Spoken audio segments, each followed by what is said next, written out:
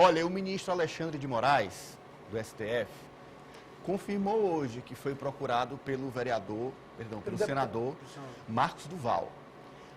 Falando de vereador, pelo senador Marcos Duval, para falar sobre um suposto plano golpista arquitetado por Daniel Silveira e Jair Bolsonaro contra ele.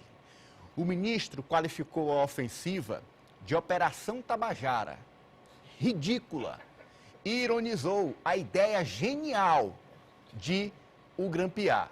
Confira. E o senador, ao conversar comigo, não adiantou qual seria a conversa, o que ele me disse foi que o deputado Daniel Silveira o teria procurado e ele teria realmente participado de uma reunião com o ex-presidente da República e a ideia genial que tiveram foi colocar escuta no senador para que o senador, que não tem nenhuma intimidade comigo, eu conversei exatamente 3 vezes na vida com esse senador, para que o senador pudesse me gravar e a partir dessa gravação, e aí até onde chegou o senador, a partir dessa gravação pudesse solicitar a minha retirada da presidência dos inquéritos. Eu indaguei ao senador se ele reafirmaria isso e colocaria no papel que eu tomaria imediatamente o depoimento dele. O senador me disse que isso era uma questão de inteligência e que, infelizmente, não poderia confirmar. Então, eu levantei, despedi do senador, agradeci a presença, até porque o que não é oficial, para mim, não existe. Foi exatamente essa a tentativa de uma operação Tabajara que mostra exatamente o quão ridículo nós chegamos na tentativa de um golpe no Brasil. Tá aí, olha a nossa bancada... assistia o Cacete Planeta, né? Operação Tabajara. A nossa bancada jurídica hoje aqui está recheada. Além, claro, do nosso cientista Franz e nossa cientista Kátia, a Ravena, que é advogada, eu queria que ela repercutisse para a gente, porque a ação do ministro foi, olha, vou colher seu depoimento. Você está disposto? Aí ele não. E aí, o que não está nos autos não existe. E aí se encerrou a reunião. Mas é uma coisa mesmo assim de gênio, Ravena. Flagrante preparado. Ele queria se acautelar ali, que teria documentalmente aquele depoimento. E de fato o que não está Traduza-se acautelar, doutora Ravena. Vai, ele precisava se assegurar, colocar no papel aquele depoimento, que só de boca, que ele falou, o que não é oficial não existe, como o Ananias falou, a gente falando direito. O que não está nos autos não está no mundo. É uma coisa grave. Você colocar uma escuta, um ponto de gravação para poder gravar, formular um flagrante para poder depois utilizar para destituir um ministro, como ele bem colocou. Aí ele disse, na hora que nós vamos começar agora a pegar o seu inquérito, ele disse, não, peraí, não é bem assim não, é só extraoficial, essa informação é em off. Aí ele, pois com licença, não vou perder meu tempo com você aqui. O off do jurídico não é igual o off do jornalista, porque aí né? o caldo ia começar a engrossar, porque o depoimento ia pro mundo da existência. E agora, Moraes mandou investigar o senador Duval sobre essa suspeita de falso testemunho.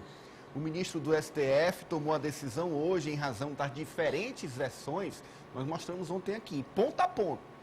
Chegou a divergir do local da reunião com Bolsonaro e Silveira.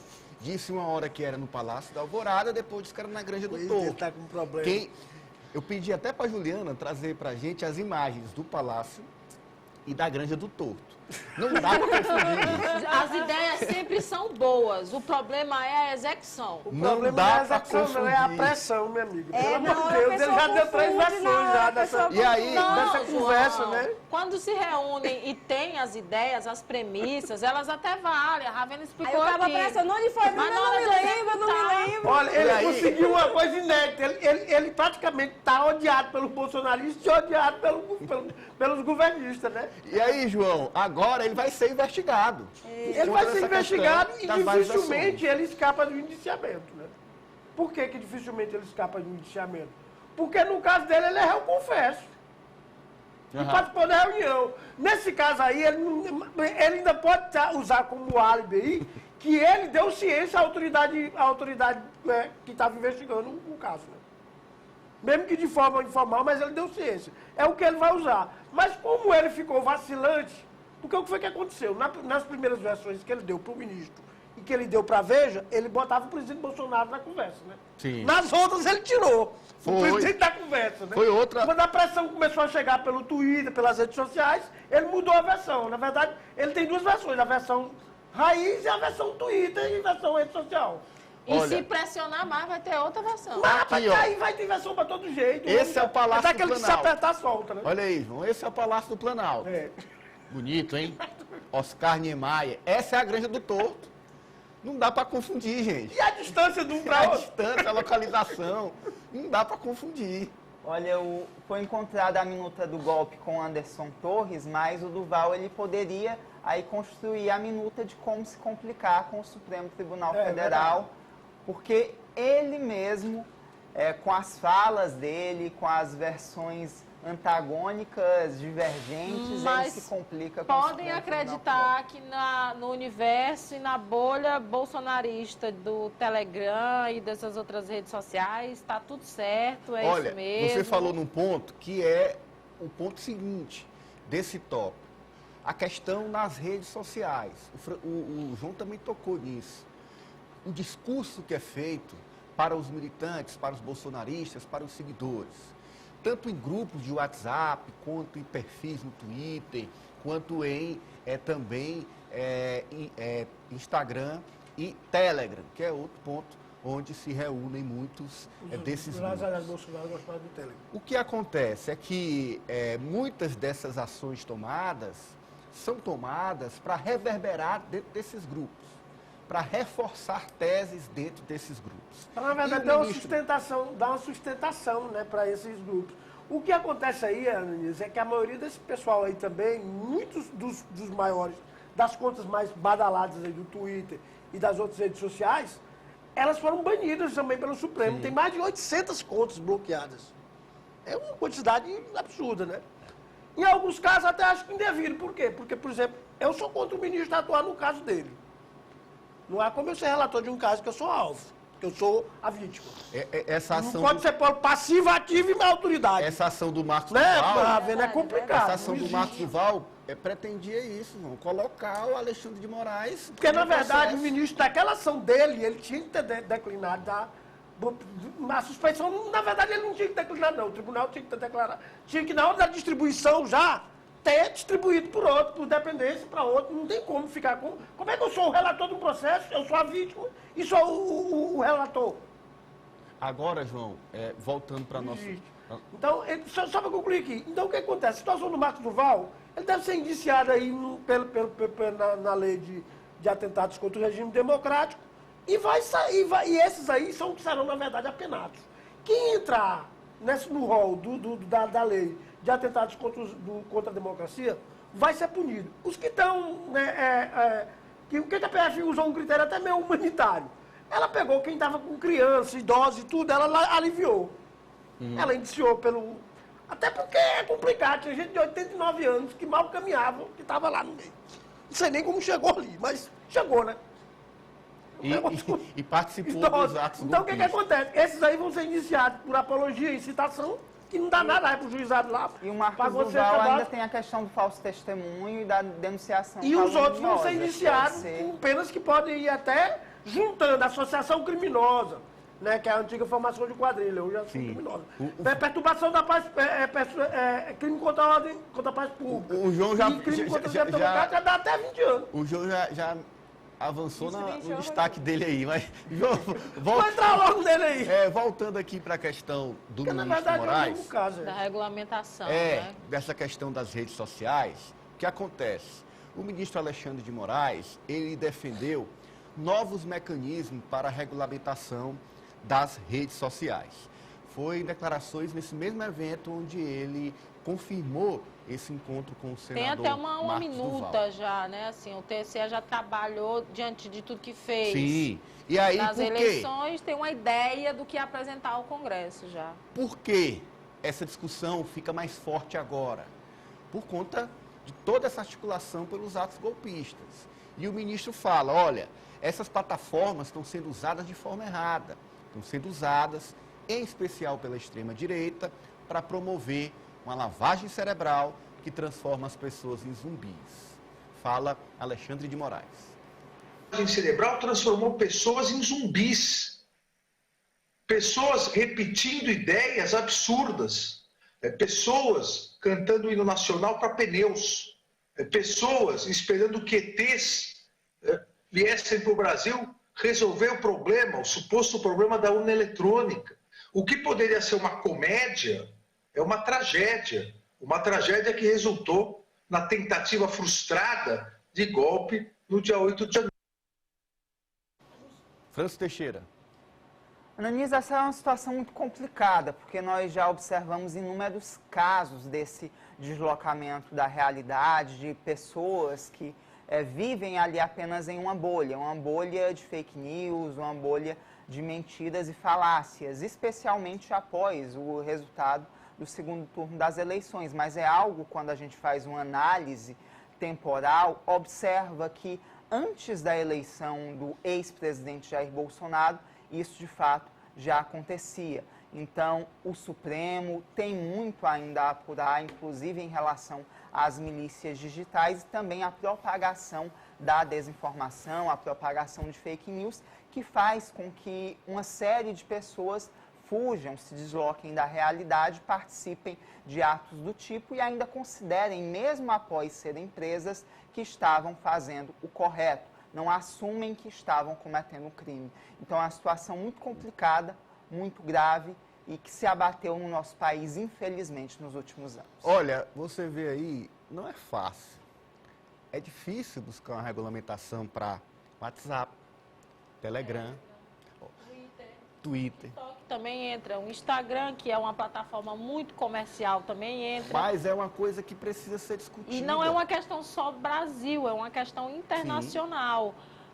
Tem um ponto que é muito importante e nós que somos vamos dizer assim, que chamamos de a mídia tradicional e acusam, né, advogando em causa própria.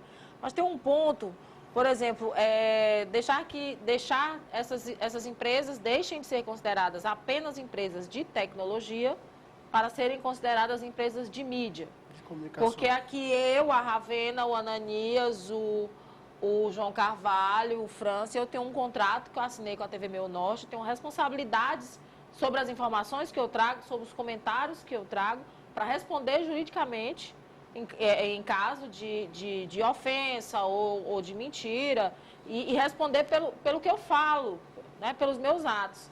Por quê? Porque eu tenho a empresa ela tem uma regulamentação jurídica que permite isso, né? A quem se sentir ofendido.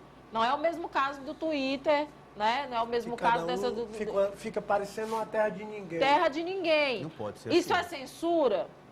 Né? Aí existe esse questionamento. Estão querendo censurar. É lugar para você dizer tudo que você pensa, tudo que você acredita, dizer sobre as pessoas, sobre as instituições e ficar por isso mesmo. Você ilustrou bem, porque liberdade de expressão não é poder falar qualquer coisa. É falar com responsabilidade. E que você fale, mas arque com as consequências. E não seja anônimo, né? Como muita gente usa aí o anonimato. Né? Ananias, com relação a isso, o principal também que eu vejo é o seguinte, você tem a seguinte discussão nesse caso dos golpes. As pessoas utilizam os grupos de rede social como se fosse um informativo, como se fosse notícia. Ah, não, onde é que tu viu isso? Não, eu vi essa notícia no grupo tal. Notícia no grupo. Não existe notícia em grupo. Grupo é conversa, é diálogo. Notícia em jornal, numa TV, numa rádio. O máximo que pode existir no grupo é uma informação a ser apurada. A ser apurada, né? no máximo. Olhe lá, que na maioria das vezes, grupo já diz, aquilo ali é uma defesa de certo interesse, né? Você constitui um grupo, você está defendendo de certo interesse. Eu acho que o caso mais que chama a atenção agora foi os ministros comentando que vão quebrar o sigilo do ex-presidente Jair Bolsonaro, do general Heleno, que era o chefe do GSI, e do Braga Neto, que era o secretário-geral da presidência. Né? Eu acho que aí o caldo vai engrossar mais um pouquinho. Porque, por exemplo, o Exército tem muita resistência a esse tipo de convocação. E, inclusive, o próprio Múcio, ele é daqueles que fica botando pé no quente em convocação de militares, até porque ele tem uma ligação estreita com os militares. Não foi para lá à toa, né? Sim. Ele tem a preferência, vamos dizer. Ananias, outra questão em relação a essa regulamentação das redes sociais diz respeito à celeridade com que Facebook, Twitter, Telegram retiram essas notícias falsas das suas redes. Porque eu me recordo que durante o pleito do ano passado, havia uma série de decisões da Justiça Eleitoral para que essas informações falsas fossem retiradas, que grupos fossem derrubados, e demorava muito. E a gente sabe que para uma notícia falsa ser espalhada é questão de segundos. É pólvora, né? Na verdade, Ananias, o Telegram, tanto o Telegram, só para a gente concluir essa parte do bloqueio, tanto o Telegram como o Instagram e o próprio WhatsApp, quando há essa notificação por um juiz comum e tudo, eles têm mais dificuldade. Eles não querem atender, na verdade não atendem. Quando é no eleitoral agora, eles fazem o que acontece? Já botam a multa e começam a fazer o bloqueio. Então, ele toma pelo bloqueio, não pela decisão do magistrado. Né? Por exemplo, aqui na justiça daqui, já vai com a multa estipulada. A partir do momento que a conta permanece é uma questão bastante eles vão delicada, disputando, mas né? que precisa ser analisada de fato, tanto na questão da responsabilidade de quem fala, do que está se falando, da responsabilidade da mensagem que você está passando, mas que também, hoje, a gente tem que reconhecer que a legislação atual, ela tem uma certa fragilidade da identificação dessas pessoas. Tanto, em primeira coisa, vai para a Polícia Civil para poder identificar, porque quando você entra na internet, algumas pessoas criam inúmeros fakes e tal, e aí aquelas pessoas cometem crimes, usam o discurso de lavagem cerebral, como diz o ministro, e cometem diversos atos. E o mais difícil não é identificar que aquela mensagem ali, ela incorre em crime, para saber quem é o criminoso por trás da mensagem. Isso dá um trabalho danado para a Polícia Civil, para a Polícia Federal, identificar o paradeiro dessas pessoas. Às vezes podem estar morando em outros estados, aí o judiciário lá vai também ter outro problema para poder alcançar até lá. E já passei até por casos que moravam em outro país. Já peguei casos desse jeito. Gente que através de precisou de carta rogatória que morava nos Estados Unidos, que estava esculhambando jornalista aqui e tudo mais. Já aconteceu. Então, é uma questão bastante frágil, que precisa proteger as vítimas, mas que precisa também analisar se não está aí limitando certos, a nossa tão defendida liberdade de expressão. Está conseguindo alcançar aí só os atos delituosos e os criminosos, não tolhindo a liberdade de informação, sabendo que a legislação ela precisa ser realmente revisada nesse sentido. Vai ser fácil? Não, por conta do dinamismo da internet, mas que precisa ser revisado, precisa.